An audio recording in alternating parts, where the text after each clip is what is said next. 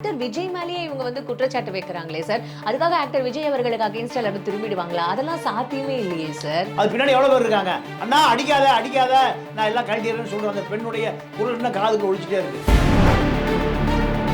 சினிமாவை பொறுத்த வரைக்கும் பொது ஒழுக்கமே இல்லாத நபர்கள் தான் சினிமா துறையை ஆட்டுவிக்கிறாங்க. இந்த திரைப்பட துறை என்பது ஆணாதிக்க சமூகத்தால் கட்டி எழுப்பப்படுகிறது. இதில் பெண்கள் பூரா பலியிடப்படுகிற பலி ஆடு.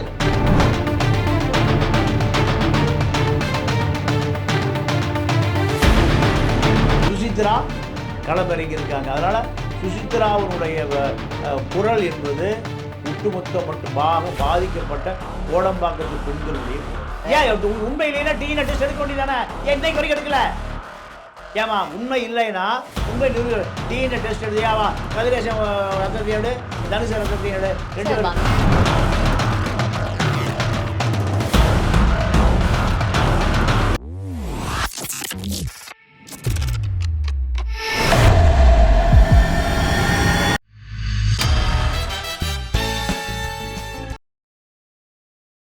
வணக்கம் நேயர்களே, இது பிபிடி சினிமா. இன்னைக்கு நம்மளோட தமிழா பாண்டியன் சார் இருக்கார். அவர்கிட்ட நிறைய விஷயங்கள் கேட்டு தெரிஞ்சுக்க போறோம். நிகழ்ச்சிக்கு போகலாம்.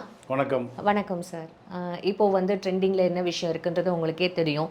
சுச்சி லீக்ஸ் அதுதான் வந்து பயங்கர ட்ரெண்டிங்கா போயிட்டு இருக்கு. கவனத்துல எடுத்துக்கிட்டு என்ன சார் பண்ணுவாங்க? அவங்க விஜய் ஆக்டர் விஜய் மேலேயே இவங்க வந்து குற்றச்சாட்டு வைக்கிறாங்களே சார், அதுக்காக ஆக்டர் விஜய் அவர்களுக்கு அகைன்ஸ்டா எல்லாரும் திரும்பிடுவாங்களா? அதெல்லாம் சாத்தியமே இல்லையே சார். அப்படிலாம் இல்லைம்மா. அதாவது திரைப்பட நடிகர்களை பற்றி அதாவது 3 மணி நேரம் படம் பார்க்குறான். 3 மணி நேரம் படம் பார்த்துட்டு 30 மணி நேரம் தேடுறான் கூகுளில். என்ன அவங்கள பற்றி ஏதாவது தகவல் இருக்கா? இப்போ லோகேஷ் கனகராஜ் புதுசாக வந்திருக்காரு. பல பிட்டு படங்கள் எடுத்து ஒட்டி பிட்டு படம் ஓட்டுறாள் அவர். எந்த கதையும் இல்லை. லோகேஷ் கனகராஜும் விஜயும் இந்த படம் முடிகிற போது பேசிக்கொள்வதே இல்லை. அதெல்லாம் பொய்யின்ற இல்லை இவர்கள் ஒரே வார்த்தை. அதாவது மாப்பிள்ளை பார்க்க போனாங்களாம் பொண்ணு வீட்டில் இருந்து. அப்போ சொன்னாங்களாம், மாப்பிள்ளை குடிக்க மாட்டார், சிகரெட் குடிக்க மாட்டார், கஞ்சா குடிக்க மாட்டார், தண்ணி அடிக்க மாட்டார், ஒயின் அடிக்க மாட்டார், எல்லா வேலையும் அவர் செய்யவே மாட்டாருங்க. அப்புறம் சொன்னாங்களாம், ஒரே ஒரு சின்ன தப்புங்க, பொய் சொல்லுவாருங்க, எல்லாம் செஞ்சுட்டு இல்லைன்றவர். இதுதான் சினிமா. அப்போது சினிமாவை பொறுத்த வரைக்கும் பொது ஒழுக்கமே இல்லாத நபர்கள் தான் சினிமா துறையை ஆட்டுவிக்கிறார்கள். இப்போது இந்த விஷயம் பல முறை அரசியல் முரசலாக பேசப்பட்டு வந்தது. சுசித்ரா போட்டு உடச்சிருச்சு 3 வீடியோவில். இவர்களுடைய அந்த புறம் அசிங்கமானது, கோடம்பாக்கமே ஒரு சாக்கடை அப்படிங்கிறத பல முறை நான் பல இடங்களில் சொல்லியிருக்கேன். ஆனால் சுசித்ரா இதை நேரடியாக போட்டு உடச்சிருச்சு. பல பேருடைய பலான படங்கள் பூரா சுசித்ராவுடைய இணையதளத்தில் வச்சுருக்கு. அதை பூரா எப்படி சுசித்ரா கிடைச்சது? அப்போது சுசித்ராவுக்கு திரைப்பட உலகத்தில் இருக்கிற பாதிக்கப்பட்ட பெண்களோ ஆண்களோ யாரோ சகோதரிகளோ யாருக்கு அனுப்பியிருக்காங்க, தட்டி விட்டுருக்காங்க. இதுதான் நடந்திருக்கு. ஆக சினிமா துறையில் கார்த்திக் குமார், தனுஷ், அந்த அம்மா சொல்கிற அத்தனை பேரால் தொடர்ந்து இந்த அம்மா பாதிக்கப்பட்டு வாழ்க்கை இழந்து நிற்குது. இதே போல பல பெண்கள் இருக்காங்க.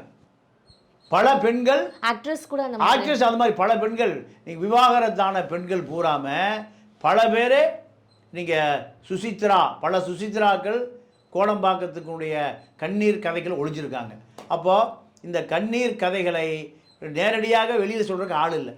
நீங்கள் பொள்ளாச்சி பாலியல் வழக்கு இருக்குது. 50 பெண்களுக்கு மேலே அமைச்சருடைய பசங்க, எம்எல்ஏ பசங்க எல்லாம் விளையாண்டுருக்கானுங்க. ஆனால் ஒரே ஒரு பெண் மட்டும் வந்து புகார் கொடுத்தது.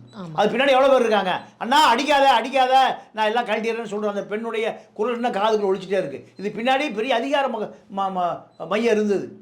பார் நாகராஜ். என்ன பார்? லா கவுன்சில் பாரா, இல்லை டெல்லியில் சுப்ரீம் கோர்ட் பாரா?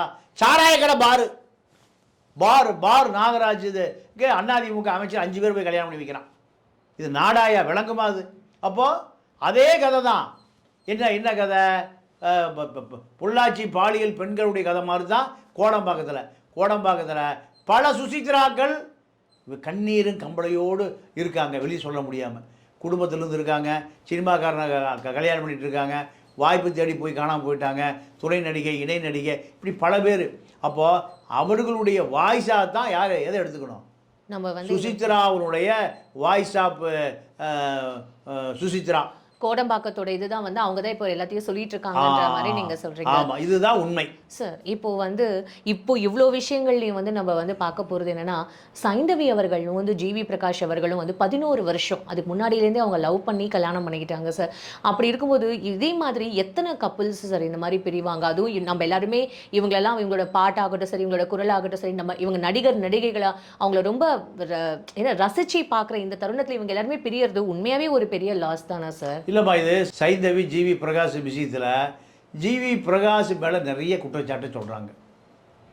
அப்போது நான் திருப்பி நான் என்ன சொல்ல வரேன்னா, இந்த திரைப்படத்துறை என்பது ஆணாதிக்க சமூகத்தால் கட்டி எழுப்பப்படுகிறது. இதில் பெண்கள் பூரா பலியிடப்படுகிற பழி ஆடுகள். கசாப் கடையில் வெட்டுவான்ல, தொங்க விடுவான்ல, அது மாதிரி. இதுக்கு ஒரு முடிவு கட்டுவதற்காகத்தான் பல உதாரணங்களோடு சுசித்ரா களமிறங்கியிருக்காங்க. அதனால் சுசித்ராவினுடைய குரல் என்பது ஒட்டுமொத்த பாதிக்கப்பட்ட கோடம்பாக்கத்து பெண்களுடைய குரல். நிறைய ஹீரோயின்ஸ் வந்து இப்போ வந்து பார்த்தீங்கன்னு வச்சுக்கோங்களேன், ட்ரிஷா அவங்க ஆகட்டும் சரி, நயன்தாரா அவர்கள் ஆகட்டும், இவங்கெல்லாம் எப்படி சார் இந்த ஃபீல்டில் இன்னும் நிலைச்சு நிற்கிறாங்க? அப்போ அவங்களும் நிறைய கடந்து வந்திருப்பாங்கல்ல சார்? அதாவது என்னுடைய நண்பர் ஒரு பட தயாரிப்பாளர் ஒரு 20 வருஷத்துக்கு முந்தி சொன்னார். ஒரு 15-20 வருஷத்துக்கு முந்தி சொன்னார். அவர் ஒரு சினிமா கம்பெனி வச்சுருக்கும்போது ஆட்டோவில் வந்து தான் யார் நயன்தாரா ஆட்டோவில் வந்து தன்னுடைய ஃபோட்டோக்களை கொடுத்து தான், சார் நீங்கள் எடுக்க போகிற படத்துக்கு ஹீரோயினி வேணும்னா என்ன பயன்படுத்திங்க, என்னுடைய ஃபோட்டோக்கள், நீங்கள் எந்த வேஷம் கொடுத்தாலும் நான் நடிக்கிறேன்னு. சரிம்மா பேசிவிட்டு அந்த அம்மா ஆட்டோவுக்கு போகும்போது இவர் அந்த அம்மாவுடைய பல ஸ்டில் ஃபோட்டோக்களை என்ன பண்ணார், அங்கேருந்து மேசையில் தூக்கி போட்டிருக்காரு. அந்த அம்மா திரும்பி வந்துருச்சான். அவர் சொன்னார் என்கிட்ட, அப்போ சார் என்ன சார் இப்படி தூக்கி டேபிள் மேலே போடுறீங்க, டேபிளுக்கு உள்ளே வைங்க சார், மேலே போட்டிங்கன்னா அவரை எடுத்துகிட்டு போயிடுவான், இல்லை காணாமல் போயிடும், மீண்டும் நீங்கள் பார்க்க முடியாது. பத்திரப்படுத்தக்கூடிய பொருள் அது இல்லை, எங்கே போடுறீங்க, தூக்கி டேபிளில் போடுறீங்க அப்படின்னு சொன்ன பிறகு அப்போ அவர் அந்த பொண்ணு சொல்லிச்சான், சார் இது எனக்கு வாழ்க்கை பிரச்சனை, எனக்கு வாழ்க்கை பிரச்சனை, பல சினிமா தேட்டர் ஏறி இறங்கிட்டு இருக்கேன்.